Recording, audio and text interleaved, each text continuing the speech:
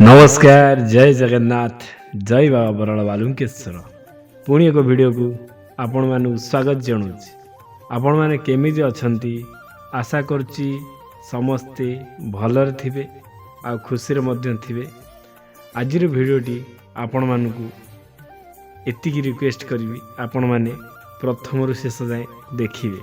प्रथम शेष जाए देखिले आपण माने किछि बोधे मानसिक करने पूर्व किंबा मानसिक कला बेले कि मानसिक कला पर कौन करेंगे केमिति मानसिक पूरण हम आउ मानसिक पूरण होबार कौन कौन नीति नियम तुम मान मानसिक पूरण होगापाई कौ कौ कार्य कर आउ मानसिक बेले कौन कर मानसिक पूर्व कौन कर।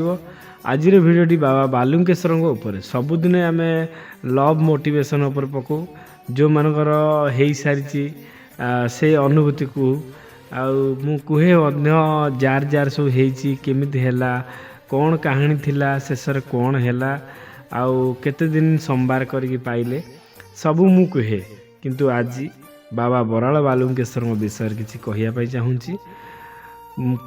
कथाटी होची काहींकि आंठुआ गोपाल पूजा करा जाए बाबा बालुकेश्वर पीठरे आसंतु जानिबा काहींकि बाबा बालुकेश्वर पीठरे आंठुआ गोपाल पूजा करा जाए। देखंतु आमे मान तो समस्ते मानसिक करने जाऊँ किए कौथि जाइछि किए कौन पाई जाउछि ता कथा तो ता मन रखी किए चाकरी हो तो किए प्रेम को पाइबा हो किए मनर मनुष्य कुआड़े हजि जाइछि कार स्वामी कुआड़े हजि जाइछि किए को चली जाइछि प्रायतः बेसी पिलापिली जाउछंती आउ बेसी जाउछंती प्रेम संपर्क जोड़िया आउ नहले रोग बैराग जेतिक जाउछंती भाई भौणी माने बहुत कम जाउछंती। से कथा तो छाड़ंतु आमे जो कथा उपरे कथा उठेछि सेही कथाटा आज प्रथम थर पई मु कहि रखुछि।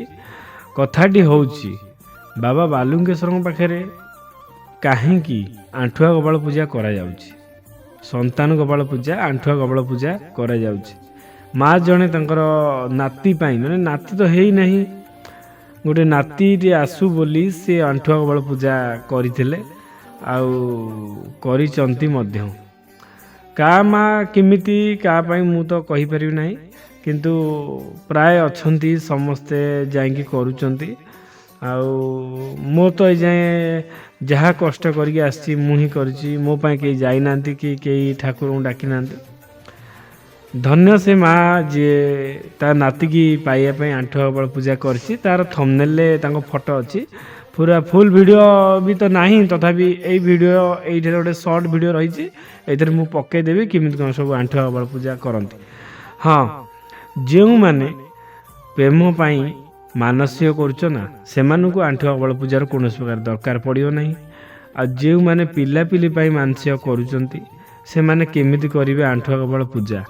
देखंतु प्रथम मानसिक प्रथम नना तुमको जो कही गुआ नड़िया बसैला परे सोमवार को सोमवार अरुआ अन्न खाइब विभूति सबुदिन पाइब आउ पादुक देइथिए ताहा भी पाइब खटा पिता आउ आंबिल जातीय जिनस बासी जिनस पर खाद्य माने जदि मु धर रोसई करके आपन देली आपन खाइबे नहीं घर पाखे घरे जदि चुली हांडी दीटा अच्छी ताने आउ गोटे चुली माने आउ गोटे चुली रोसई तुम खाइब नहीं ये सब प्राय जिनस जो सब कही आपण मैंने तो निश्चित जानी मु भी किसी कह आवश्यक भावुनी किंतु आंठुआ गोपाल पूजा केतल हम जेतले आपणकर 21 दिन पूरी जीव कौन प्रकार सक्सेस न हम सेतिका बेले से माने आपन को कहते आंठुआ गोपाल पूजा करने माने संतान गोपाल पूजा आंठुआ गोपाल पूजा दीटा समान होता है। संतान गोपाल पूजा कले खर्च कौन आसी थाए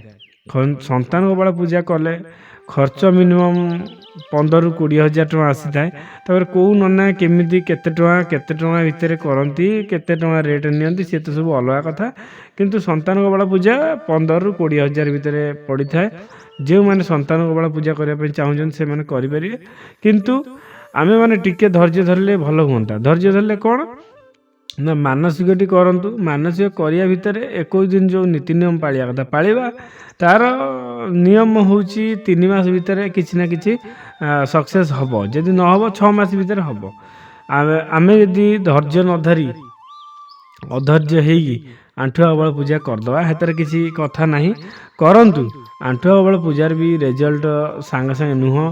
ଏମିତି ରେଜଲ୍ଟ ହେଇଥିଲେ ସମସ୍ତେ ଆଣ୍ଠୁଆ ଗବଳ ପୂଜା କରିକି ଗୋଟେ ପିଲା ପାଇସାରନ୍ତେନି, ମେଡ଼ିକାଲରେ ଲକ୍ଷାଧିକ ଟଙ୍କା ଖର୍ଚ୍ଚ ନ କରି ଭଲରେ ଭଲରେ ସମସ୍ତେ କରିସାରନ୍ତେନି। କିନ୍ତୁ ସମସ୍ତେ ଯେମିତି ବାବା ବାଲୁଙ୍କେଶ୍ୱର ସମସ୍ତଙ୍କୁ ଷ୍ଟେପ୍ ବାଇ ଷ୍ଟେପ୍ ଦେଉଛନ୍ତି। ଯେଉଁମାନେ ପ୍ରଥମରୁ ଯାଇକି କରିଛନ୍ତି ମାନସିକ, ଧନ୍ୟ 3 ବର୍ଷ ହେଲାଣି ତାଙ୍କର ହେଇନି, ସେମାନଙ୍କୁ ବି ବାବା ଦେଖିବେ, ସେମାନଙ୍କର ବି ମାନସିକ ହେବ। ଆଉ ଆପଣମାନେ ଯଦି ସାଙ୍ଗେ ସାଙ୍ଗେ ଯାଇକି କହିବେ ମୋର ହେଲାନି ବୋଲି, କେମିତି ହେବ? ଯେତେବେଳେ ଆମେ ଗୋଟେ ମଞ୍ଜିଟେ ଲଗେଇବା ବିଲରେ, ମଞ୍ଜିଟା କିଛି ଦିନ ପରେ ଗଜା ହେବ, ତା କିଛି ଦିନ ପରେ ପତ୍ର ହେବ, ତା କିଛି ଦିନ ପରେ ଡଙ୍କ ହେବ, ତା କିଛି ଦିନ ପରେ ମାଡ଼ିବ, ତା କିଛି ଦିନ ପରେ ଟିକେ ଝାଙ୍କାଳିଆ ହେବ, ତା କିଛି ଦିନ ପରେ ଫୁଲ ଆସିବ, ଫୁଲ ଆସିଲା ପରେ ତାର କିଛି ଦିନ ପରେ ଫଳ ଆସିବ, ଫଳ ଆସିଲା ପରେ ଆମେ ତାକୁ ତୋଳିବା ପାଇଁ ଖାଇବା ପାଇଁ ଉପଯୋଗୀ ହୁଏ, ନହେଲେ ବିକିବା ପାଇଁ ଉପଯୋଗୀ ହୁଏ। ସେଥିଲାଗି ଏଇ ଜିନିଷରେ ଆମେ ଯେତେବେଳେ ମାନସିକ କରିକି ଆସିଛନ୍ତି, ତାମାନେ ମଞ୍ଜି ପୋତିକି ଆସିଛନ୍ତି, ସେଇ ମଞ୍ଜି ପୋତିକି ଯେଉଁ ଆସିଛନ୍ତି ତା ପାଇଁ ଟିକେ ୱେଟ୍ କରିବା। ସମସ୍ତଙ୍କୁ ଭଗବାନ ଦେଉଛନ୍ତି, ଆମକୁ ବି ଦେବେ ବୋଲି ଆଶା ଆଉ ଭରସା କର। ଏମିତି ଭରସା ଭାଙ୍ଗନି ଯେମିତି ସବୁ ଜାଗାରେ ଭାଙ୍ଗିବ, ଆଜି ଭାଙ୍ଗିଲ ଏଠି, କାଲି ଭାଙ୍ଗିବ ଆଉ କେଉଁଠି। ଏଇଆ ହେଉଛି କଥା। ସନ୍ତାନ ଗବଳ ପୂଜା କଲେ ତା ବି ଲେଟ୍। ସନ୍ତାନ ଗବଳ ପୂଜା କରିକି ବି ବହୁତ ଭାଇ ଭଉଣୀମାନେ ଫୋନ୍ କରୁଛନ୍ତି ତାଙ୍କର କୌଣସି ପ୍ରକାର ସକ୍ସେସ୍ ହେଇନାହିଁ। ଆଉ ଯଦି ସନ୍ତାନ ଗବଳ ପୂଜା ସେମାନେ ବି ୱେଟ୍ କରିଛନ୍ତି ଭଗବାନ କେବେ ଦେବେ, ଆପଣ ଯଦି କରିବା ପାଇଁ ଚାହିଁବେ କରିବେ, କିନ୍ତୁ 3 ମାସ ଟିକେ ୱେଟ୍ କରନ୍ତୁ, 3 ମାସ ପରେ ହିଁ କରନ୍ତୁ। ଆଉ ଯଦି ରୁଦ୍ର ଅଭିଷେକ ପୂଜା କରିବେ, ସେ ତ ଦଶା ଆପଣଙ୍କର ଯାହା ଲାଗିଥିବ ସେଇ ହିସାବରେ ଆପଣଙ୍କର ଜାତକ କୁଣ୍ଡଳୀ ଯାହା ସବୁ ଦେଖିକି କରିବା କଥା କରିବ, ସେଥିରେ କିଛି ଅସୁବିଧା ନାହିଁ। ଆଉ ରହିଲା କାଳସର୍ପ ପୂଜା। କାଳସର୍ପ ପୂଜା ଯେଉଁଟା, କାଳସାପ ଆପଣ ଯଦି ଗୋଡ଼ଉଥିବ କିମ୍ବା ଅଶୁଭ ସ୍ୱପ୍ନ ଦେଖୁଥିବେ କିମ୍ବା କୌଣସି ପ୍ରକାର ଗୋଟେ କ୍ଷତିଗ୍ରସ୍ତ ହେଉଥିବ ସ୍ୱପ୍ନରେ, ସବୁବେଳେ ସାପ ଚୋଟ ମାରୁଥିବ, ସାପ ତୁମକୁ ଗୋଡ଼ଉଥିବ, ଏମିତି ସବୁ ଅଶୁଭ ସ୍ୱପ୍ନ ଯେତେବେଳେ ଦେଖିବେ ଜାଣିପାରିବେ ସେତେବେଳେ କି କାଳସର୍ପ ଦୋଷ ଆପଣଙ୍କୁ ଲାଗିଛି, କାଳସର୍ପ ପୂଜା କରିପାରିବେ।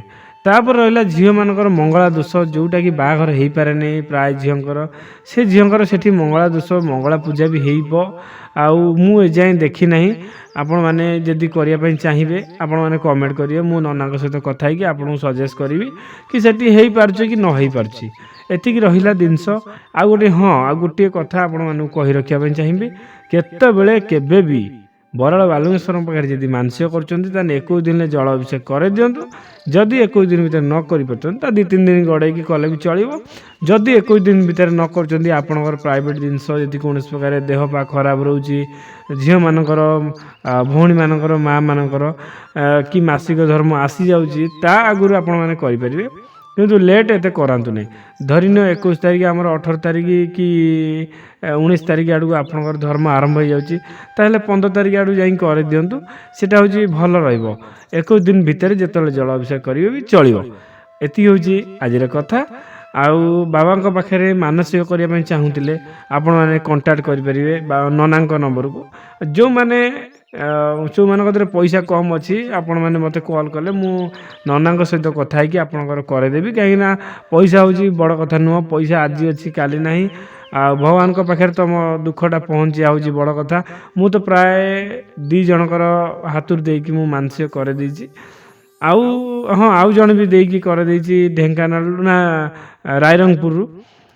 ସେଥିଲାଗି ପଇସା ହେଉଛି ବଡ଼ କଥା ନୁହଁ, କଥା ହେଉଛି ବାବାଙ୍କ ପାଖରେ ଆପଣଙ୍କ ଦୁଃଖଟି ପହଞ୍ଚିଲେ, ତମ ଦୁଃଖଟା ଦୂର ହେଇଗଲେ ତମେ ଆଜି ନହେଲେ କାଲି ଯାଇକି ବାବାଙ୍କ ପାଖରେ ଯାଇକି ପହଞ୍ଚିକି ଯାହା ହେଲେ ଗୋଟେ ଦେବ।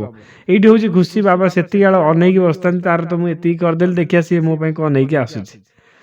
ଆଜିର ଭିଡ଼ିଓରେ ମୁଁ ତ ଆପଣଙ୍କୁ ଜଣେଇଲି ମାନସିକ କରିବାର କିଛି ଦିନ ପରେ, 3 ମାସ ପରେ ଆଣ୍ଠୁଆ ଗବଳ ପୂଜା କରନ୍ତୁ। ଆଉ ଯଦି ଆଣ୍ଠୁଆ ଗବଳ ପୂଜା କରୁଛନ୍ତି ଭଲ କଥା, କିଛି ଅସୁବିଧା ନାହିଁ, କିନ୍ତୁ ମୋର ସଜେଷ୍ଟ 3 ମାସ ପରେ କଲେ ଭଲ ହେବ। 3 ମାସ ପରେ ଆଣ୍ଠୁଆ ଗବଳ ପୂଜା କରନ୍ତୁ। କାଳସର୍ପ ପୂଜା, ଯଦି କାଳସର୍ପ କିଛି ଆପଣଙ୍କୁ ସ୍ୱପ୍ନରେ କିଛି ଦର୍ଶନ କରୁଛି, ଧସୁଛି, ଚୋଟ ମାରୁଛି, ଗୋଡ଼ଉଛି କାଳସାପ, ତାପରେ ବି ତୁମେ କାଳସର୍ପ ମାନେ ନନାଙ୍କ ସହିତ କଥା ହେଇକି କାଳସର୍ପ ପୂଜା କରିପାରିବେ। ଆଣ୍ଠୁଆ ଗବଳ ପୂଜା, କାଳସର୍ପ ପୂଜା ଆଉ ରୁଦ୍ର ଅଭିଷେକ ତ ଆପଣମାନେ ସମସ୍ତେ ଜାଣିଛନ୍ତି କେମିତି କ'ଣ ହୁଏ, କ'ଣ ପାଇଁ କରାଯାଏ। ଏଇସବୁ ଜିନିଷ ଆଜି ନେଇକି ମୁଁ ଛୋଟ ଭିଡ଼ିଓରେ ଆସିଥିଲି। ଭିଡ଼ିଓ ଆଜି ବଢ଼ିବନି, 9 ମିନିଟ୍ 50 ସେକେଣ୍ଡ, 10 ସାଢ଼େ 10 ମିନିଟ୍ ରହିବ, ଆଉ ଅଧିକ ରହିବନି। ଆଜିର ଭିଡ଼ିଓରେ ଏତିକି। ଆପଣମାନଙ୍କୁ ଭଲ ଲାଗିଥିଲେ ଲାଇକ୍ କରି ସେୟାର କରିବେ ଆଉ କମେଣ୍ଟରେ ଲେଖିବେ ଜୟ ବାବା ବରାଳ ବାଲୁଙ୍କେଶ୍ୱର। ଆପଣଙ୍କୁ କେମିତି ଲାଗିଲା ଭିଡ଼ିଓଟି ଆପଣମାନେ ମତାମତ ଜଣାଇବେ ନିଶ୍ଚିତ ରୂପେ କମେଣ୍ଟ ମାଧ୍ୟମରେ। ରହିଲି ଜୟ ଜଗନ୍ନାଥ, ଜୟ ବାବା ବରାଳ ବାଲୁଙ୍କେଶ୍ୱର। ପୁଣି ଦେଖା ହେବ ଅନ୍ୟ ଏକ ଭିଡ଼ିଓରେ ଅନ୍ୟ ଏକ ଟପିକ୍ ଉପରେ। ଆଜିର ଭିଡ଼ିଓଟି ବହୁତ ସ୍ପିଡ଼ି କହିଦେଉଛି କାହିଁକିନା ନିଦ ଲାଗିଲାଣି। ରାତି ପାହିଲେ ସୋମବାର ପୂର୍ବରୁ ମୋତେ ରାତି 2:30ଟାରୁ ଉଠିକି ଫେର ମୁଁ ମୋ କାର୍ଯ୍ୟ ଆରମ୍ଭ କରିଦେବି, ଯେଉଁ କାର୍ଯ୍ୟକୁ ମୁଁ ପ୍ରତିଦିନ କରେ। ମାନେ ପ୍ରତିଦିନ ତ ନୁହଁ, ପ୍ରତି ସୋମବାର କରେ ପ୍ରତିଦିନ ମଧ୍ୟ କରେ, କିନ୍ତୁ ସକାଳୁ। ଚାଲନ୍ତୁ ବର୍ତ୍ତମାନ ପାଇଁ ବିଦାୟ ନେଇକି ଶୋଇପଡ଼ିଆ ଆରାମରେ। ଆଉ ରହିଲି ଜୟ ଜଗନ୍ନାଥ।